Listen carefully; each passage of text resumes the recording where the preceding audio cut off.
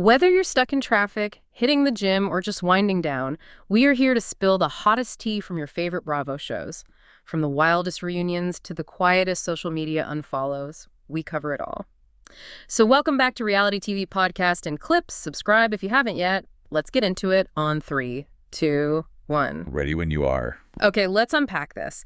Because Tom Sandoval recently went on a late-night talk show, and he completely opened the vault on some behind-the-scenes BravoCon drama. He really did. And, for those of you who have ever wondered what actually happens when the cameras go down at these massive fan conventions, the details he shared just paint quite the picture. Yeah, totally. He talked about this highly uncomfortable run-in that he and his girlfriend of 2 years, Victoria Lee Robinson, had with Summer House's Lindsay Hubbard. Right. According to Tom, he and Victoria were in the middle of a deeply personal conversation about the recent passing of a relative, and Lindsay just marches right up and interrupts them. Which, if you think about it from a purely human perspective, is already a fraught social situation to navigate. Oh, absolutely. You are at this massive corporate event trying to have a private moment of grief in a public space. Tom noted that he initially stepped away to talk to Lindsay because he assumed she was approaching him with, official network business or scheduling questions. That makes sense. But instead, she allegedly starts interrogating him with these highly inappropriate questions about his relationship with Victoria. Wow. And naturally, Victoria walks over to see what is happening, right? And Lindsay delivers what has to be the most quintessential reality television line imaginable. Yes. She says, "Wait, you don't know who I am?" I read that quote and actually had to laugh out loud because it just perfectly encapsulates the reality TV bubble. And the best part... What's that? Victoria genuinely had no idea who Lindsay was. She wasn't playing coy. She just literally didn't know. That is amazing. But if you want a visual that truly captures the sheer absurdity of BravoCon, picture this. While this tense, awkward crossover confrontation is happening right in the middle of a hotel lobby, Victoria is standing there entirely in her socks. Oh my gosh, the socks. Yes.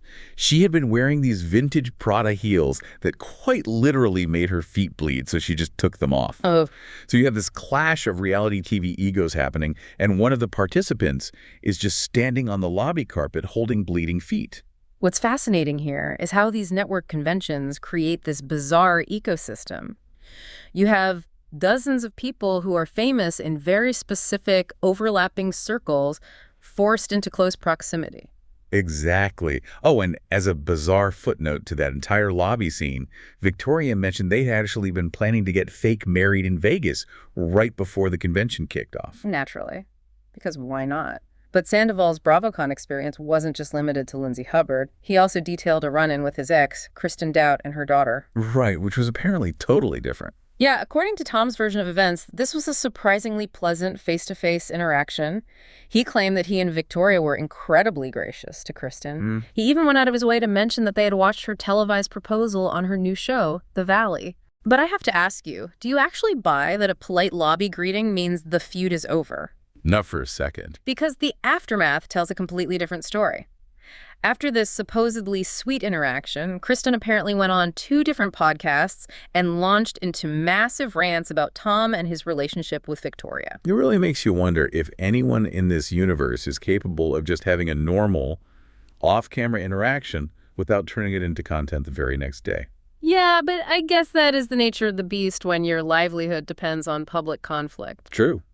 But looking at Tom's overall demeanor during this interview, there was a noticeable shift in how he is positioning himself within the network hierarchy. Oh, definitely. Like when he was asked to give advice to the new cast members of Vanderpump Rules. Exactly. He used it as an opportunity to publicly reprimand a new castmate named Chris Hahn. Chris had apparently made a flippant comment claiming he didn't know who original cast member Katie Maloney was. And Tom wasn't having it. Not at all. Tom looked dead into the camera and demanded Chris apologize. He explicitly stated that even though he and Katie have a terrible relationship, the original cast is the foundation of the show. Yeah.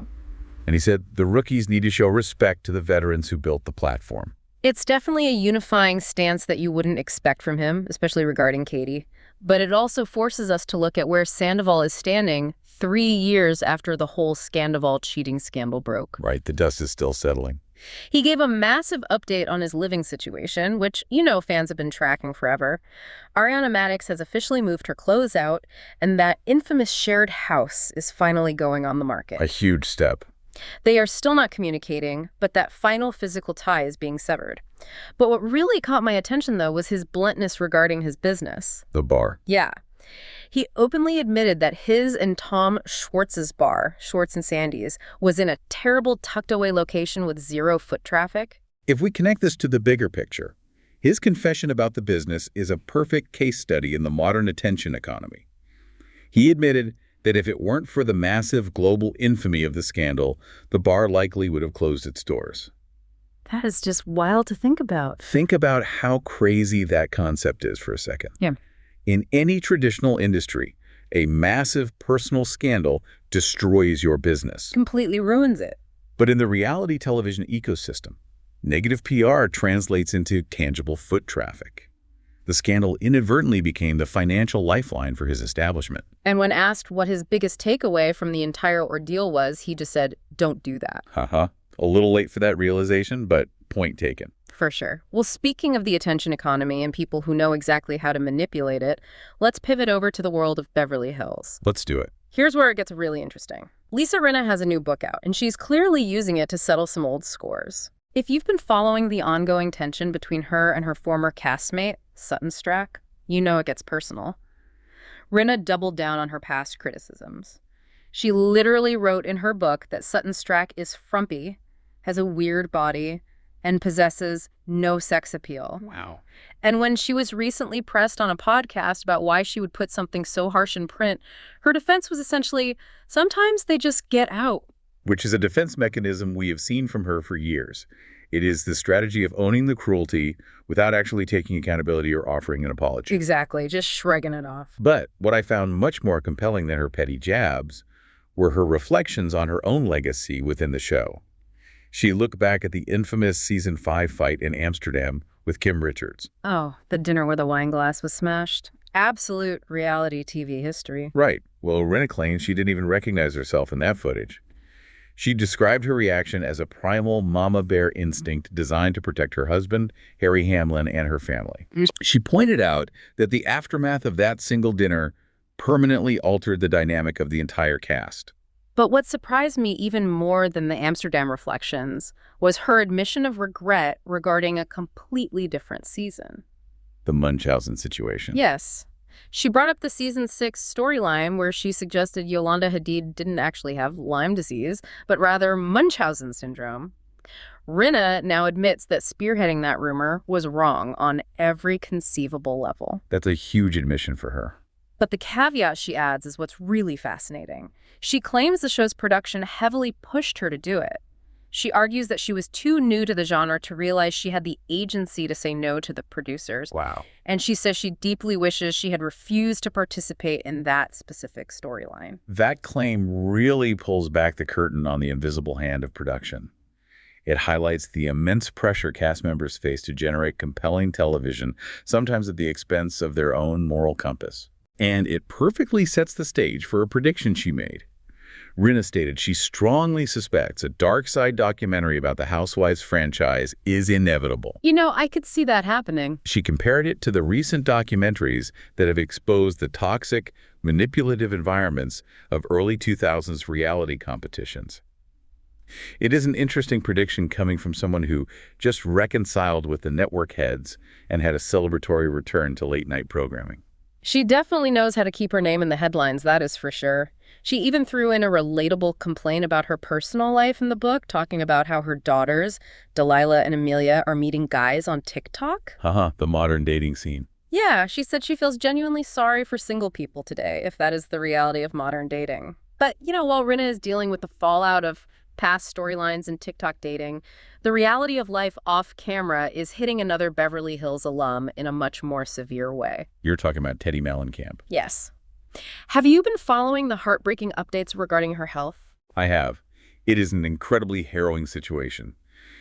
Teddi recently shared a medical update explaining a sudden hospitalization. She woke up one morning entirely covered in severe sores. Oh, that sounds terrifying. She went to an urgent care clinic, and the medical staff took one look at her and immediately redirected her to the emergency room. She was diagnosed with Stevens-Johnson syndrome. Which is incredibly serious. Very serious. For those of you who aren't familiar, it is a rare, severe disorder of the skin and mucous membranes, usually caused by a severe allergic reaction to medication.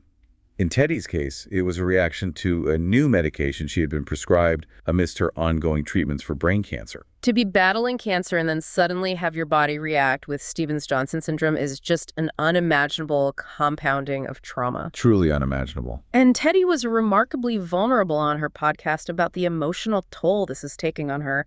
If you have ever dealt with the healthcare system during a prolonged crisis, you can probably relate to the deep frustration and loneliness she described. It's exhausting. She mentioned that it has been a year since her cancer journey began, and the medical treatments have been so intense that she has actually lost her memories from the year and a half prior to her diagnosis. That is just devastating. And on top of the medical issues, she alluded to her recent separation from her husband, Edwin Arroyave, expressing how deeply she misses the comfort of a cohesive family unit. This really forces us to look at the stark juxtaposition between the glamorous, highly produced lives we see on television and the deeply isolating reality of chronic illness. Yeah, it really does. Teddi spoke candidly about dreading her upcoming immunotherapy appointments simply because the nurses can no longer find her veins. She is desperately trying to avoid getting a medical port installed. It's just one hurdle after another. And she also talked about the profound heartbreak of her children constantly asking what they're doing for spring break and having to gently explain that they can't plan any family trips because her health is entirely unpredictable day to day. It is a sobering reminder that behind the reality TV personas are real people navigating terrifying, life-altering challenges. And that heavy reality provides a sharp contrast as we shift gears and look at the legal battles currently unfolding over in the Real Housewives of Potomac. A very different kind of real-life challenge. Yes. Dr. Wendy Osefo and her husband Eddie are currently navigating some very serious legal jeopardy. To give you some context, they are facing insurance fraud charges stemming from what prosecutors allege was a staged home robbery. And the legal maneuvers happening behind the scenes are quite complex right now. We recently learned that Wendy and Eddie will no longer be tried together. So what does this all mean for their defense? Well, Eddie has officially waived his right to a speedy trial. In the context of a fraud case, this is a strategic defense move. The rationale is that there is an extensive amount of discovery. Meaning evidence the prosecution has gathered. Precisely. Financial records, insurance communications, digital footprints. Eddie's legal team wants to take a deeper dive into all of that evidence. Wendy, conversely, did not waive her right. She wanted to move forward immediately. Yes, she pushed for an immediate trial, though courthouse scheduling conflicts have delayed her start date until May. Now, when a married couple splits their trials in a high-profile case, the public speculation naturally goes completely wild. If you look at the fan forums, people are immediately theorizing that this is a calculated move where Eddie might be preparing to take the fall to protect Wendy's career and public standing. But as observers, we really have to separate internet theories from the facts on the ground. Absolutely. The reality is that Wendy and Eddie were just spotted leaving the courthouse together, walking arm in arm. They are presenting a fiercely united front, and they have vehemently maintained their innocence from the very beginning. They've stated they are eager for their day in court to clear their names. It is vital to remain impartial and let the highly structured timeline of the legal system play out before jumping to conclusions. But while Wendy is preparing for a literal courtroom, her castmate Giselle Bryant is facing a different kind of judgment in the editing room. Oh, the Potomac reunion. Exactly. It recently aired, and anyone who understands the mechanics of reality television immediately noticed a glaring omission. Giselle, a 10-year veteran and pillar of the franchise, did not receive a traditional video package highlighting her season. Nope. Nor was she given a dedicated solo segment by the host. And if you've watched these reunions, you know the video montage is a badge of honor.